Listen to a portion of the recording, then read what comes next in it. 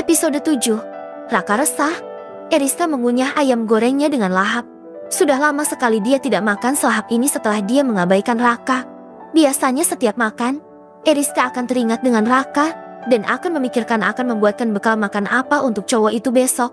Eriska ingin mengambil hati Raka lewat masakannya yang memang enak. Itu menurut versi Eriska sendiri. Sampai setiap hari, Eriska selalu belajar masak lewat internet. Berharap Raka bisa luluh dan membalas cintanya. Waktu 1 tahun lebih nyatanya tidak membuat Raka terbuka hatinya. Raka lebih memilih untuk berhubungan dengan si kutu buku, cupu dan culun yang bernama Norin. Seperti hubungan mereka sudah sangat jauh hingga mereka berani bercumbu di lingkungan sekolah. Sungguh tidak pernah Eriska bayangan jika Raka orang yang bebas gaya pacarannya. Kenapa dia jadi mual lagi kalau mengingat nama itu? Aku harus memikirkan ayam goreng ini, tidak boleh mikirin yang lain. Batin Eriska memakan ayam gorengnya lagi. Kali ini dia harus fokus pada makanannya. Eriska sungguh tidak pernah merasa sepuas ini makan masakan Big Minah. Non, pelan-pelan makannya. Gak akan ada yang minta kok. Jadi harus sedikit pelan ya, biar sedikit anggun, ujar Big Minah. Melihat nona mudanya itu makan seperti orang kesetanan, membuat Big Minah jadi geleng-geleng kepala. Eriska gak bisa anggun Big makannya. Jadi ya seperti ini, ujar Eriska sambil mengunyah. Big Minah hanya menggelengkan kepalanya gemas dengan tingkah nona mudanya itu. Biasanya non Rizka yang masak ayam goreng. Jeti lama nggak rasain ayam goreng buatan Bibi, ujar Big Minah sendu. Matanya berkaca-kaca sambil menatap Eriska. Semenjak nona mudanya ini mengejar Raka sejak 1 tahun lebih, membuat Eriska menjadi wanita yang sangat berbeda. Eriska yang dulu bukan cewek centil yang suka berdandan. Eriska juga tidak suka memamerkan lekuk tubuhnya. Gadis itu sangat cantik dengan wajah cantik alaminya seperti sekali.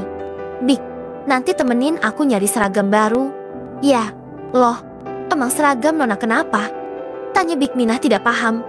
Ya ampun Big, seragam kekecilan kayak gitu mau dipakai? Yang ada tubuh Rizka nanti jadi kelihatan tonjolannya. Bibik tahu sendiri kan kalau beberapa bagian tubuh Rizka ini besaran melebihi umur. Jawab Eriska tenang sambil masih memakan sisa paha ayamnya.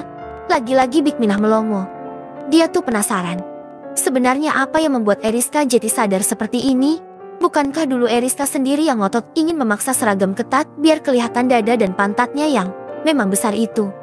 Non, apa non Rizka sudah sadar kalau sebenarnya non tuh nggak pantas pakai seragam ketat seperti itu? Eriska langsung mengangguk mendengar ucapan asisten rumah tangganya itu. Rizka merasa selama ini tuh terbelenggu dengan perasaan yang tidak jelas. Apalagi Rizka merasa tidak menjadi diri Rizka sendiri. Rizka jadi malas belajar, bahkan tidak pernah mengerjakan PR. Tapi sekarang Rizka janji akan memperbaiki semuanya, ujar Rizka menatap Big Minah. Entah kenapa sekarang dia merasa harus memperbaiki semuanya, terutama dirinya sendiri. Wah, Bibik terharu non. Sedangkan di sisi lain, Raka mencari keberadaan cewek yang sejak semalam mengusik pikirannya. Setelah tadi melarikan diri dari Norin, akhirnya mereka tetap ke kantin bersama. Namun sekarang Raka tidak menggandeng tangan Norin karena merasa tidak enak saja. Takutnya nanti ada yang tahu tentang gudang belakang itu dan semakin membuat nama baiknya dan Norin hancur. Kak Raka nyari siapa? Sejak tadi aku perhatiin kakak lagi nyari seseorang, tanya Norin tiba-tiba yang membuatnya Raka langsung menoleh ke arahnya. Aku lagi nyari Kenzo sama Firza. Mereka di mana ya? Raka lagi-lagi menggaruk telinganya. Entah kenapa juga dia berbohong pada Norin. Padahal dia sedang mencari Eriska, tetapi ngakunya sama Norin sedang mencari 2 sahabatnya itu. Norin ikut mengedarkan pandangannya. Kemudian matanya melihat sudut kantin dan beberapa detik terpaku di sana. Itu Kak Firza sama Kak Kenzo. Tunjuk Norin ke arah sudut tersebut. Raka pura-pura melihat ke arah yang ditunjuk sama Norin. Sebenarnya Raka sudah melihat Kenzo dan Firza sejak pertama kali masuk ke dalam kantin. Dasarnya Raka cuma pura-pura. Alhasil, dia terlihat bodoh di depan Norin. Oh, iya. Ya udah kamu di sini. Aku pesan makanan dulu. Kamu mau makan apa? Tanya Raka. Aku mau pesan soto ayam sama es teh aja. Kak, Raka mengangguk dan berjalan ke arah penjual soto di kantin itu. Soto ayam 2 sama es tehnya 2 ya mbak? Oke, siap. Jawab penjual kantin itu dengan lantang. Selama menunggu pesanannya, mata Raka mengedar ke sekeliling, mencari keberadaan Eriska yang belum nampak batang hidungnya sejak tadi pagi. Tetapi sepertinya Raka tidak menemukan cewek tersebut. Dia hanya melihat demikian bersama 2 orang temannya makan di salah satu meja di kantin itu. Kening Raka mengerut. Bukankah biasanya Niken bersama dengan Eriska? Tetapi kenapa sekarang cewek itu malah bersama dua orang yang Raka tidak kenal? Raka menerka-nerka, sebenarnya kemana Eriska? Biasanya dia sudah memanggil namanya dengan lantang dan berisik setiap melihat Raka. Ini mas, soto ayam 2 sama es teh 2 ya. Totalnya 30.000. Raka mengambil dompet dan uang 50 EN dari dalamnya. Ini kembaliannya mas Raka yang ganteng. Makasih ya, ucap mbak-mbak penjual kantin dan Raka hanya mengangguk saja. Setelah memesan makanan, Raka kembali ke meja di mana Norin sudah menunggunya. Sambil membawa nampan, berisi 2 soto dan 2 gelas es teh pesanannya dan Norin. Makasih ya kak, ujar Norin berbinar.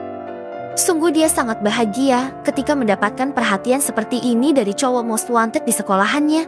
Tentu Norin tahu jika dia selalu dipandang sinis oleh para siswa yang melihat kedekatan mereka.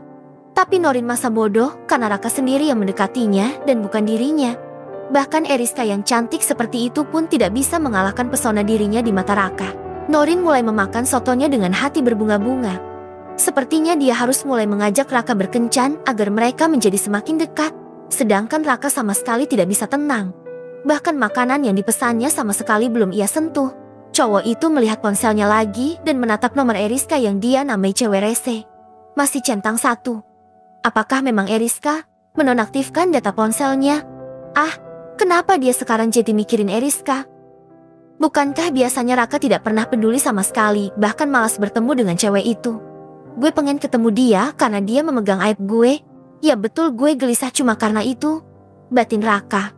Norin yang sudah hampir menghabiskan separuh soto ayamnya akhir menoleh ke arah Raka yang sejak tadi malah asik bermain ponsel. Kak, kok sotonya nggak dimakan? Tanya Norin. Raka langsung menoleh dengan sedikit tersentak. Iya, ini juga mau dimakan, jawab Raka. Cowok itu mengantongi ponselnya dan memegang sendok. Norin tersenyum melihat hal itu.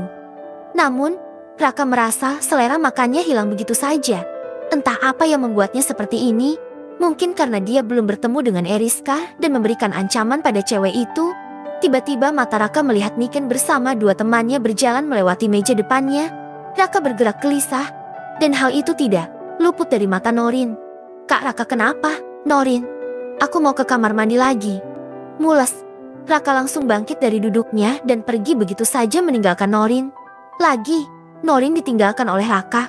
Lama-lama hati cewek berkacamata itu mendadak menjadi tidak enak. Dia merasa tidak suka jika ditinggalkan seperti ini sama Raka. Tapi Norin tetap berprasangka baik. Mungkin Rakanya itu benar-benar sakit perut. Sebaiknya nanti setelah pulang sekolah aku belikan Kak Raka obat, gumam gadis tersebut. Sedangkan Raka sendiri berjalan cepat ke arah Niken. Tunggu, seru Raka membuat 3 cewek itu berhenti dan berbalik. Niken tampak mengerutkan keningnya melihat Raka yang memanggil mereka. Ada apa? Tanya Niken judes, sedangkan 2 yang lainnya diam dan terpesona. Gue mau bicara sama Elo. Niken melongo. Kemudian dia menunjuk dirinya sendiri. Lo mau ngomong sama gue? Cekah, kalian berdua mending pergi. Gue ada urusan sama Niken, ucap Raka mengusir 2 cewek tadi. Ya, padahal mau mandangin wajahnya Raka dari dekat. Dengan bibir manyun, keduanya pergi kembali ke kelas. Sedangkan Niken bersedekap dada menatap Raka. Ada apa lo nyari gue? Raka memasukkan tangannya ke dalam saku celana. Lo diceritain apa sama Eriska? Tanya Raka.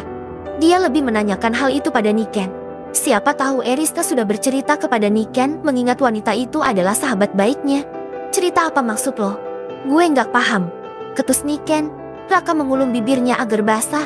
Entah kenapa tiba-tiba dia menjadi gugup. Padahal hanya bertanya mengenai Eriska saja. Jadi dia nggak cerita apa-apaan. Lalu sekarang di mana dia? Tanya Raka.